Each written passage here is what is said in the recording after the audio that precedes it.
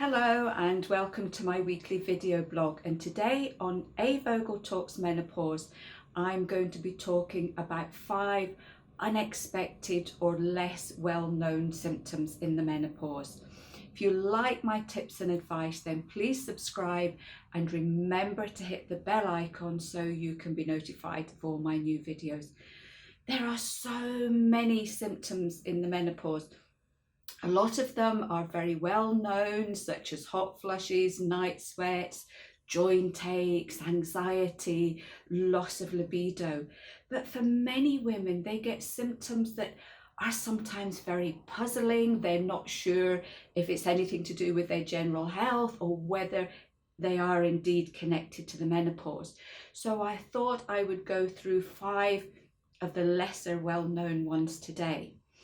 Number 1 is bad breath. This can be due to a number of factors. As we go through the menopause and our estrogen falls, this can affect our gums. Our gums can recede, which means that a lot more bacteria can be trapped between the gums and the teeth. And even if you brush your teeth really well, sometimes this just isn't enough. So this can be a big factor. It can also be due to the teeth themselves. They can deteriorate, they can get looser.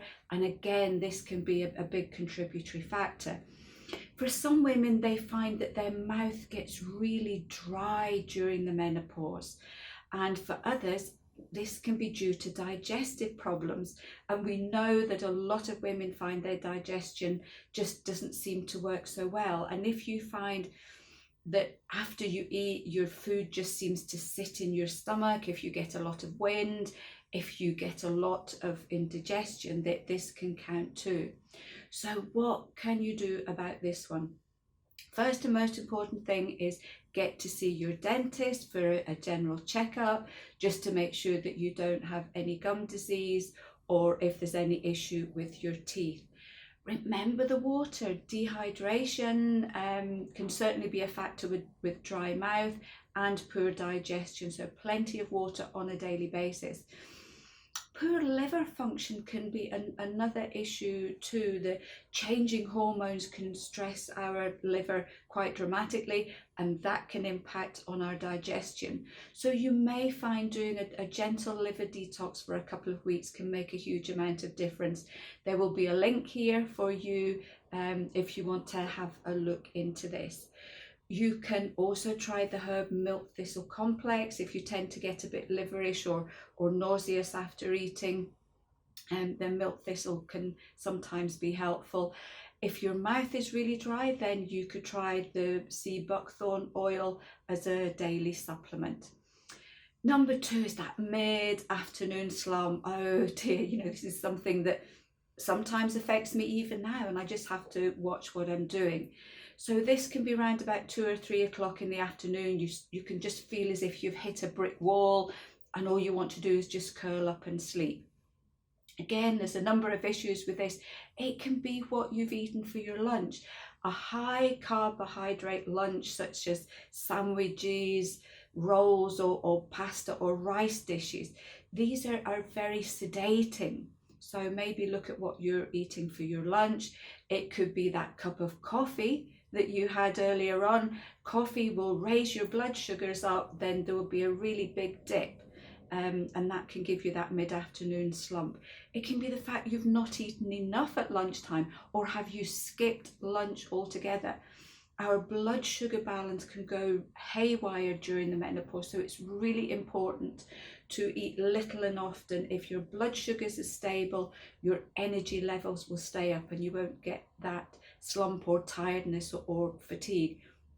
It could be dehydration, just as simple as not drinking enough water.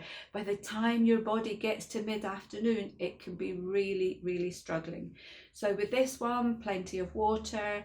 For lunch, have some kind of protein and fat meal, because that will keep your blood sugar stable. Avoid the caffeine.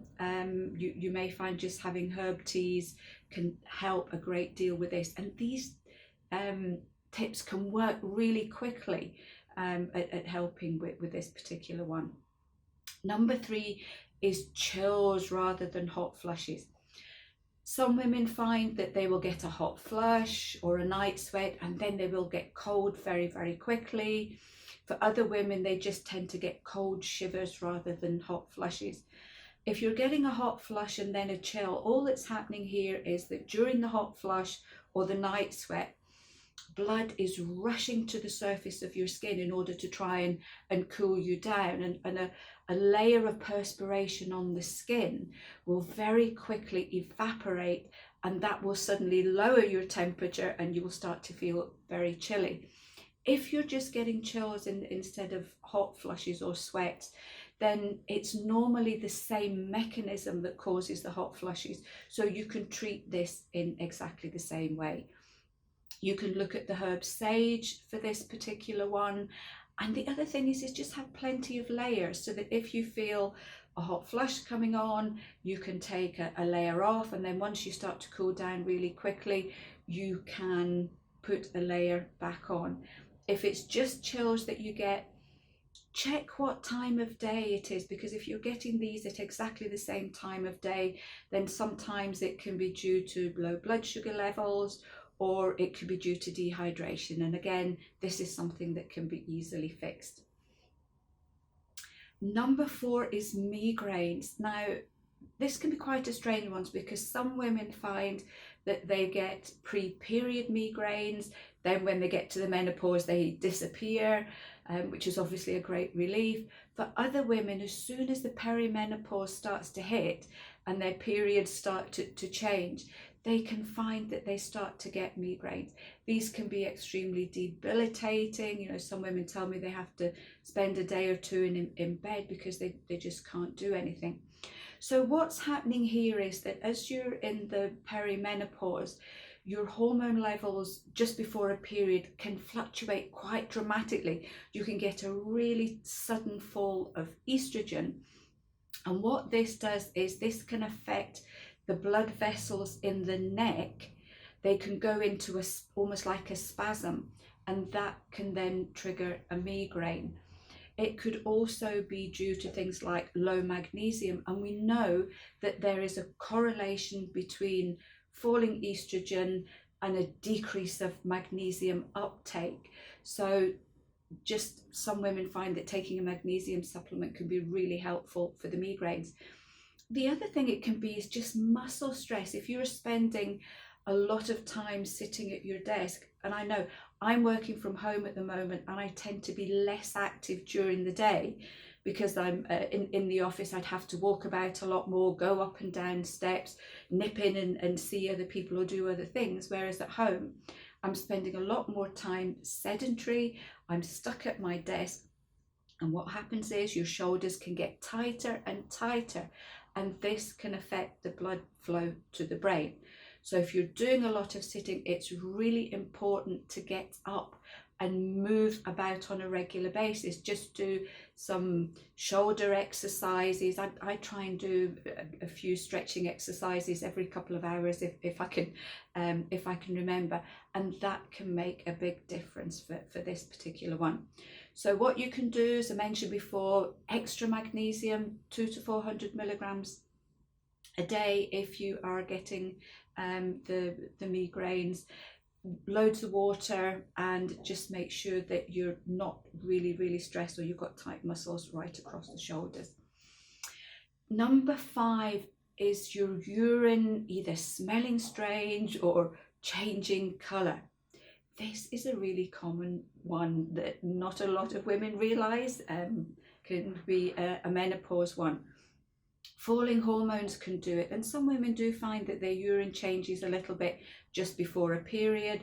So again, if you're going into the perimenopause and your hormones are fluctuating a lot more, this can have a bigger impact on your urine. It can be dehydration. Again, this is a huge factor. So what to do with this one? Loads of water, and honestly, this can work within about 24 hours if you start upping your water intake. The only thing I would say here is if you are passing blood in your urine as well as all these other changes, it's really important to see your doctor, because you may have a mild bladder infection such as cystitis. So it is important to get this particular one checked out. So I hope you find these useful. If any of you have any other symptoms that you're not quite sure if they're to do with the menopause or not, then please do get in touch and I'll see if I could help. And until next week, have a great week and I'll see you then.